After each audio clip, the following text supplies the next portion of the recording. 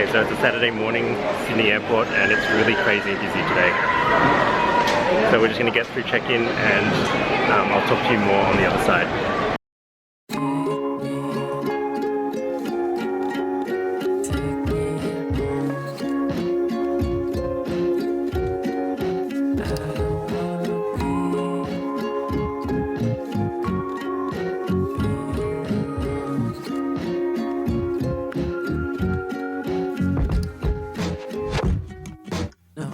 Hey guys, so this is the start of my travel vlog, and while most travel vlogs consist of shots of scenery and food and window seats, I wanted to do something different.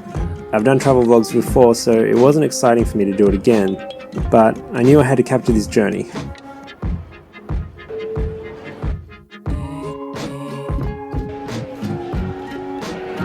first meal of the trip, of course, is McDonald's.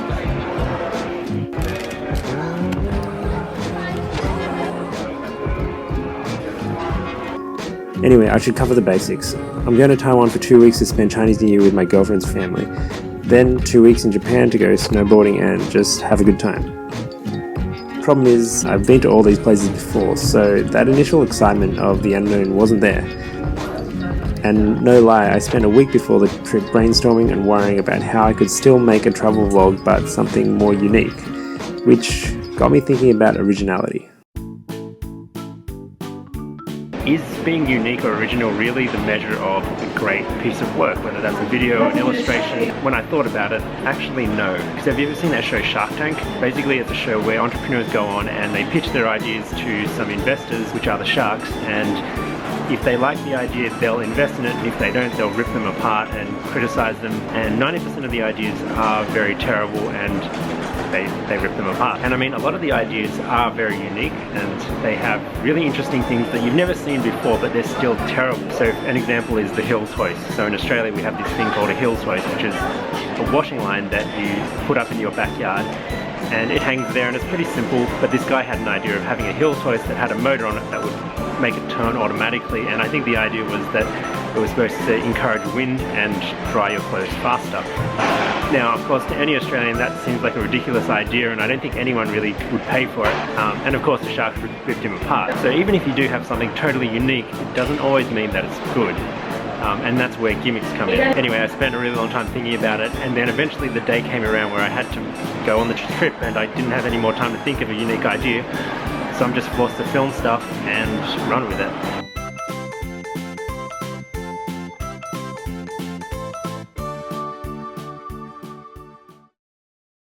Okay, there's our plane. Looks like a giant bumblebee. It's going to be a good flight. And you're probably thinking, just film the stuff you like, and it's true.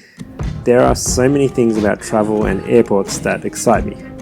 Seeing all the planes on the tarmac, the wonders of the luggage carousel, or how for a brief period it feels like you're in a time machine, moving from one zone to another, from one season to another, and before you know it, home feels a million miles away. We've got 3 bottles of water because we're too cheap to buy it on the plane. 1, 2, and I think there's a crying baby. Look at this super advanced window technology. There's no shade. You just push this button. And slowly it closes. Okay, first stop is Singapore, and then we've got a 6-hour layover, and then a midnight flight to Taipei, which is another 4 to 5 hours. So it's going to be a long night.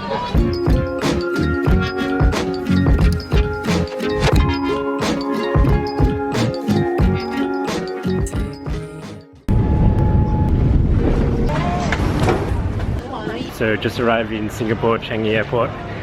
It's 7 PM here local time, and it's about 9 PM Sydney time. We just got Wi-Fi, which was the first mission, and the second mission is to get food.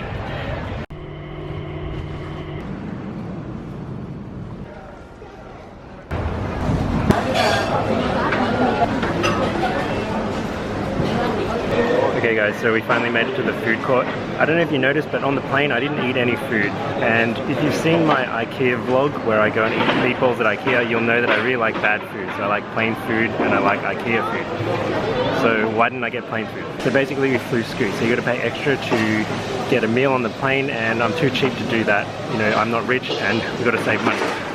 But the main reason is because our flight landed here at 7 p.m. right on dinner time. And Singapore is known for its food, so what better reason to not eat on a plane than to get food like this.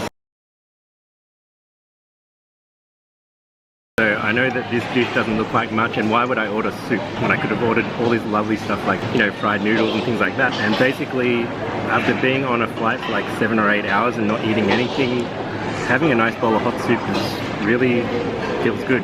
So yeah, it's much better than it looks. Okay, so right now it's 9 p.m. Singapore time and we just finished dinner. Boarding time isn't until midnight, so we got like 3 hours to bum around and go shopping and just relax. So before I said that they had a lot of activities and fun things to do at the airport, and I wasn't kidding. Check this out. So you grab paper from here,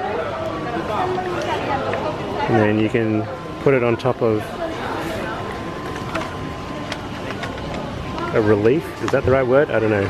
Like this. And then you can color over it like that. But yeah, I'm not going to do the whole thing because it's meant to be for kids. Let's get out of here.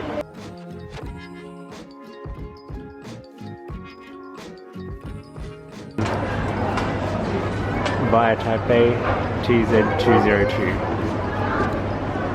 at 12:55 a.m. Despite having a 7-hour flight and hours of wandering around the airport in transit, I was left with no new ideas, still pondering my thoughts about originality.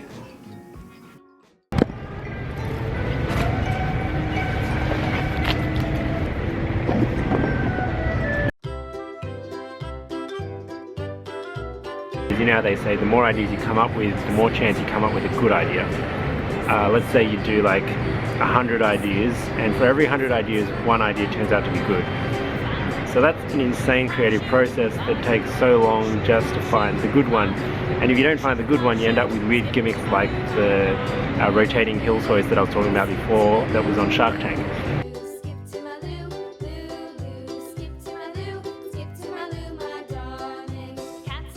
In fact, the truth is, at the end of the day, I realized I was just overthinking it, and I just need to turn on the camera and record something, speak honestly to you guys, and hopefully there'll be some kind of connection. You guys will be able to relate or understand what I'm talking about. I noticed some people, like, all this speak of connection and emotion just seems really lame and just totally cheesy. And it is. But all this stuff kind of reminded me of a movie that I really love, and it's one of my favorite movies. It's the cheesiest movie ever, and almost all of it is dialogue. It's called Before Sunrise. I think it's by Richard Linklater. Basically, it's about this young couple that meet on a train in Europe, and you know, they get off at a random stop together and spend a night together having some amazing conversations. And there's this one moment where, like, the main female character says something about making a connection with people. You know, I believe if there's any kind of God, it wouldn't be in any of us. Not you or me, but just this little space in between.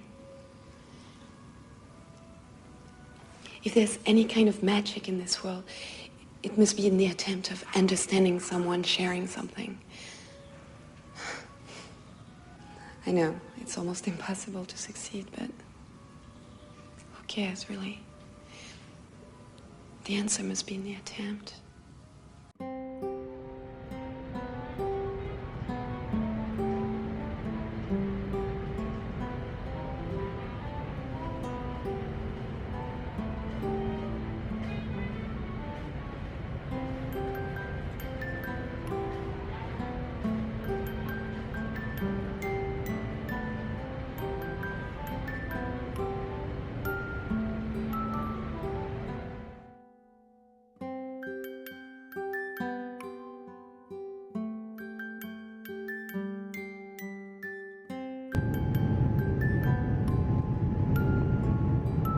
check that you have not left anything behind at security personnel will require. Okay, so it's 5:29 a.m. here, which is 8:30 a.m. in Sydney. I'm damn tired. It's also 14 degrees, which is a big change from like 30 or 40 degrees in Sydney. So yeah, let's just get through baggage and get out of here.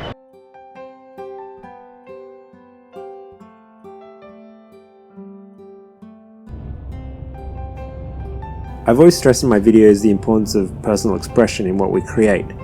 Yet somehow this week I'd lost sight of that, obsessed with coming up with a unique idea. And thinking about that scene from Before Sunrise reminded me that the key to originality isn't always to focus on being original, but rather to focus on connection and authenticity. Because if I'm successful in putting an authentic part of myself into these travel vlogs, the byproduct of that will be something fresh, unique, and hopefully original.